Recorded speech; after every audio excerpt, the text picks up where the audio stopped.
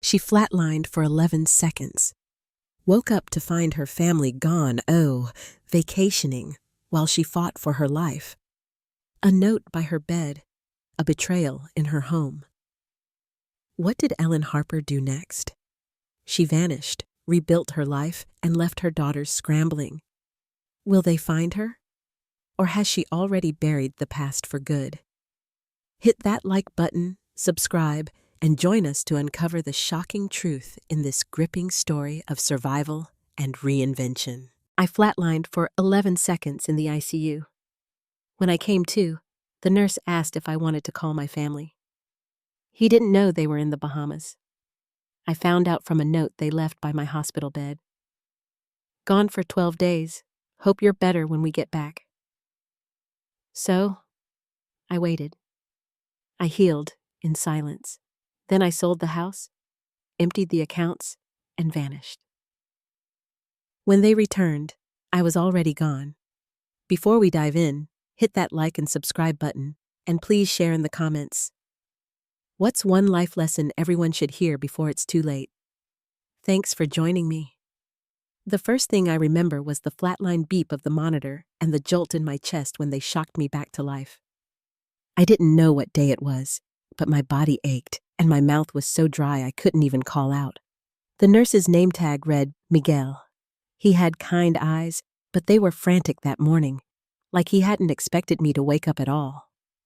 I tried to ask where my girls were, and he just said, "Rest, Mrs. Harper." That night, after the shift change, I overheard him on the phone near my bed. I wasn't supposed to hear, but I did. "Yes, ma'am. She's stabilized." "Yeah, she's conscious now. Would you like to speak with her?" A pause. "Okay, got it. Just thought you'd want to know." I lay there, blinking under the harsh fluorescent lights, processing that my own daughter had refused to take the call. My chest tightened worse than when the stroke hit. I was in the ICU for 8 days. No visitors, no flowers, no calls, nothing. When they finally discharged me, Miguel was the only one who offered to wheel me out, looking almost embarrassed as he did it. I got home in a hospital transport van and had to wait outside my own house for 20 minutes because the key hidden in the garden gnome was gone. Someone had taken it. When the door finally opened, it wasn't my daughter Emily or Sarah. It was Tom, my son-in-law, holding a Dunkin' coffee and acting like he didn't expect me back so soon. He mumbled something about a flight delay and how they planned to stop by tomorrow to check on me. But when I walked in, everything was wrong. Furniture rearranged, walls half-painted, my wedding photos boxed up in the corner like trash. On the dining table was a real estate flyer featuring my house. Charming southern home, perfect for young families. I hadn't agreed to any sale. I hadn't signed a thing. Then I saw the file folder open on the kitchen counter. Power of attorney paperwork. My signature was there, dated 2 years ago from a minor surgery. They'd said it was just a precaution. Apparently, they'd used it while I was unconscious to start clearing me out. I sank to the floor because my legs wouldn't hold me. I don't know how long I sat there, but eventually, I grabbed Sarah's old tablet, still plugged in near the pantry. It worked, and she hadn't logged out of her messages. That's how I saw it. House goes on, MLS Monday. If she's not home yet, we'll start the assisted living intake. Let's be real. Mom was never good at boundaries. That's what Emily had written. My own daughter. They were trying to erase me like I was a chore they were behind on. I didn't cry. I didn't scream. I just stood up, opened the pantry, and pulled out the shoebox where I kept my emergency cash. Then I grabbed the handwritten ledger I'd used to track passwords since 1998. If they thought I was dead weight, if they thought I'd sit there and let them pack me into a nursing home while they sold my life piece by piece, they forgot who raised them.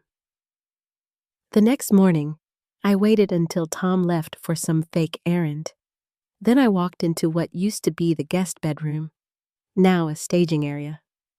Half my clothes were folded on the bed, some in plastic donation bags, my dresser drawers empty. They hadn't even asked what I wanted to keep. That's when it hit me. This wasn't a misunderstanding. They weren't preparing to help me recover. They were preparing to remove me. I took the tablet again and found more of their texts. Sarah had messaged Emily from the airport. Once Mom's house sells, we'll have room to breathe. Room to breathe? From what? From the woman who raised them with 2 jobs after their father died? From the person who paid off their debt when Tom's business tanked and watched their kids every summer for free while they vacationed in Miami and Cancun? I sat at the kitchen table, opened the file folder again, and looked closer at the paperwork. The power of attorney they'd activated wasn't the one I thought. It was a broader one, notarized during my knee surgery when Emily rushed me to sign while I was loopy on painkillers, saying it was for insurance. I'd scribbled my name, thinking it didn't matter. Now it was being used to dismantle my life. I called the lawyer who handled my original will, David Pratt, a former student now running his own firm, and told him everything. He listened quietly, then said, "You're not the first, Ellen, but we can fight this." He had me come in immediately, reviewed the document, and confirmed what I'd hoped. The power of attorney didn't cover real estate transfers without explicit consent. "They're jumping the gun," he said. "Move fast, and you can flip this on them." And I did. I had David file to rescind the power of attorney, reinstate my legal autonomy, and we prepared to sell the house under my name. I didn't want to save the house. I wanted to empty it before they could. That night, I stood in the living room doorway where we used to set up the Christmas tree, staring at the faint carpet indent where the couch once sat, and told myself this was the last time I'd look back. I wasn't just leaving the house. I was leaving the idea that they were still my family. They weren't. They were strangers in familiar skins. And the most dangerous part? They thought I didn't have the strength to walk away first. I didn't bother confronting them. There was no point shouting at ears that had already tuned me out. I wasn't going to wait around to be boxed up like an old recliner they didn't want. David moved fast. Within 3 days, we had the house back in my name and the sale relisted, this time under my control. I changed the locks first, then told Tom through the Ring camera to grab his tools before I donated them. He didn't argue, just took them in silence and left the gate open like the coward he is. I didn't tell anyone where I was going, not even David. I sold everything except the photos I cared about, my late husband's watch, and a box of childhood drawings the girls made when they still knew how to love. The house closed in 11 days. Cash buyer, no contingencies. I walked into the bank, closed every account they had access to, and opened a new one at a different branch under a new name, Clara Whitman, my grandmother's maiden name. I cashed out the rest as money orders and kept them in a locked travel pouch under the passenger seat of my car. My car, a dusty silver Camry, was the last thing I kept.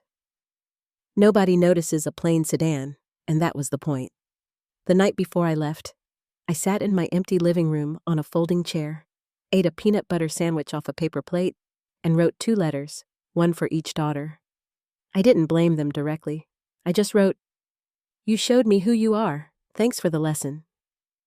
Then I left the letters on the counter, unplugged the fridge, and took the spare key from the garden gnome.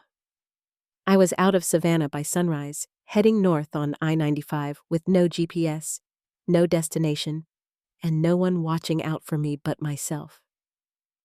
I wasn't running. I was removing myself. There's a difference. They wanted a life without me. Now they'd get it. By the time I crossed the state line, I'd burned through half a tank of gas, 3 diner coffees, and whatever grief I had left for Savannah, when I pulled into a small town called Pineview. Population barely worth mentioning. I felt something close to peace for the first time in months. I picked it off a billboard. Pineview Library, voted friendliest place in Maine. That was enough for me.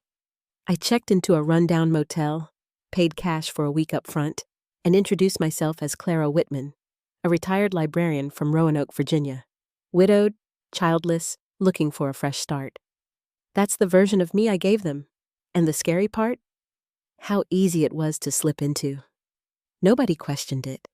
In a town that small, people assume you're running from something and respect you more for it. I found a trailer for rent behind a bait shop, fully furnished, $580 a month, no lease if I paid cash. The guy who showed it to me, Mike, asked only one question. "You smoke?" I didn't, and that was that. I bought groceries from a local mom-and-pop store, got a library card under my new name, and started volunteering there twice a week, shelving books. Within 10 days, I was a familiar face, the quiet lady with the southern drawl and steady hands who always asked how your mom was doing.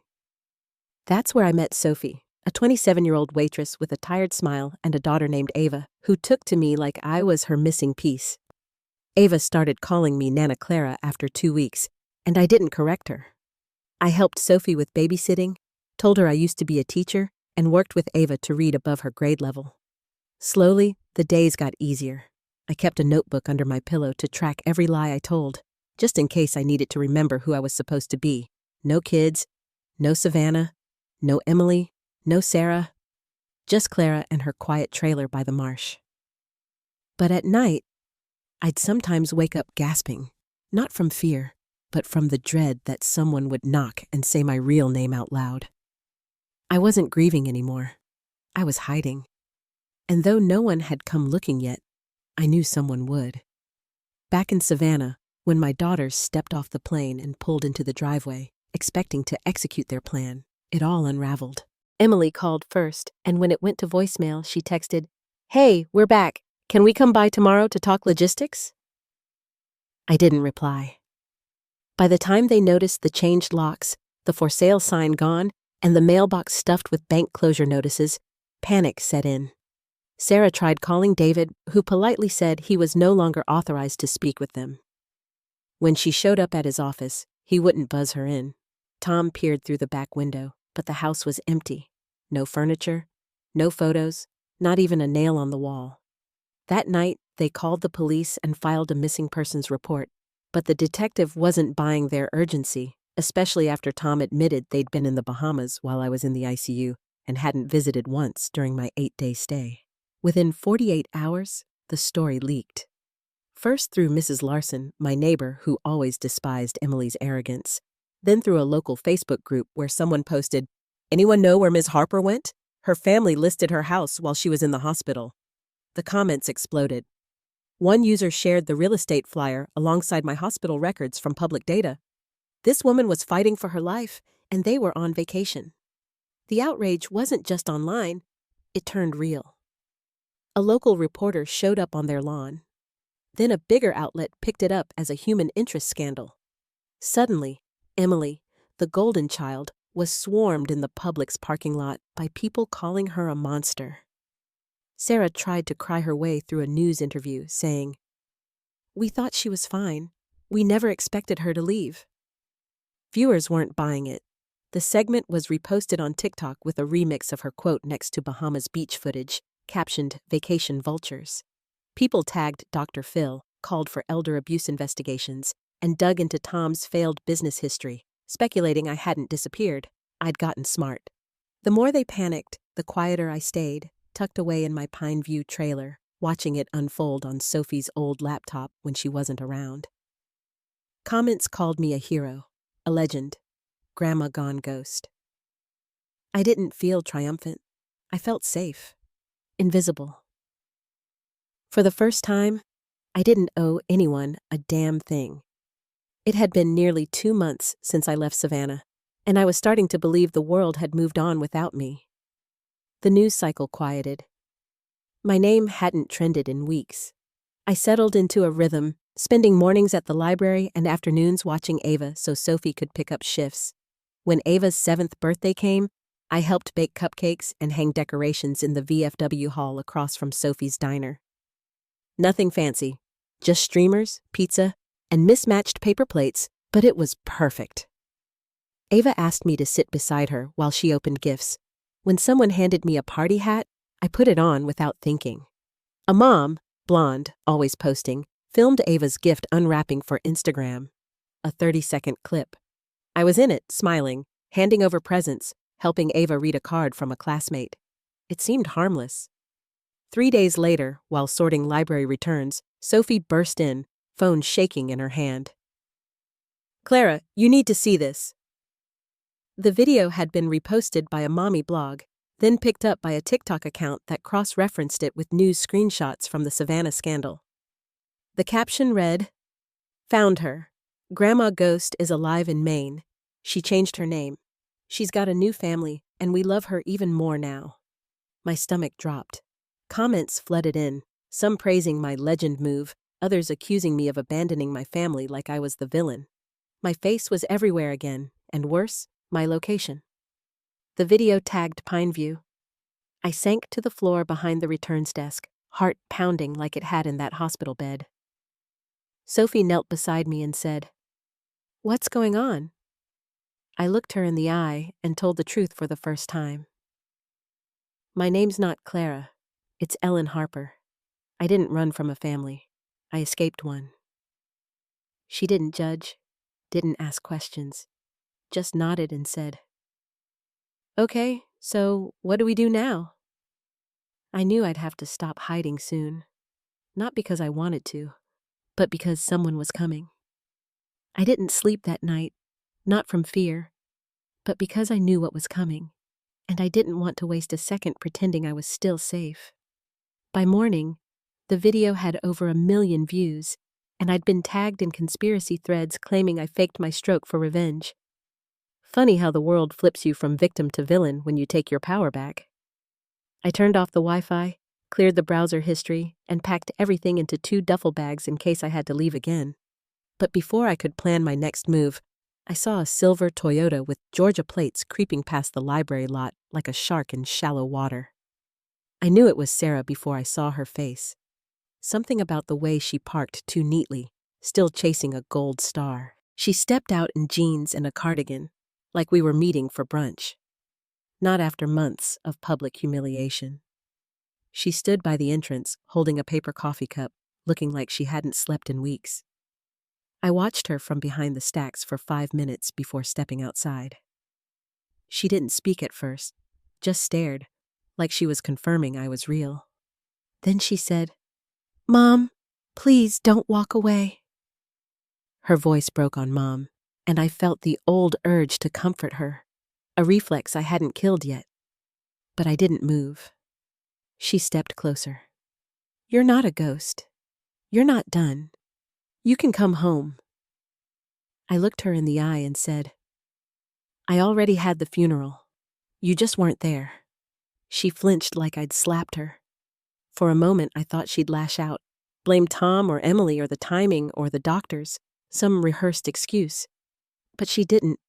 She just stood there, clutching that coffee like it was holding her up. "We didn't know," she whispered. "We thought we were helping." I laughed, loud, ugly, the kind that says you don't get to rewrite this. "You left me to die in a hospital," I said.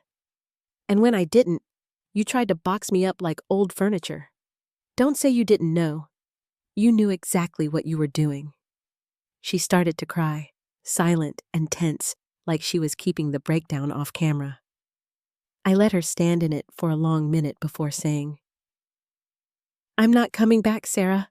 I found a better life, one that doesn't involve pretending we were ever okay." Then I turned and walked away.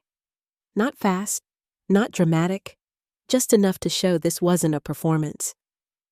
It was closure, the kind she never gave me. 3 days after Sarah left, a plain manila envelope appeared in the library's return slot, addressed to Clara in handwriting I knew was hers.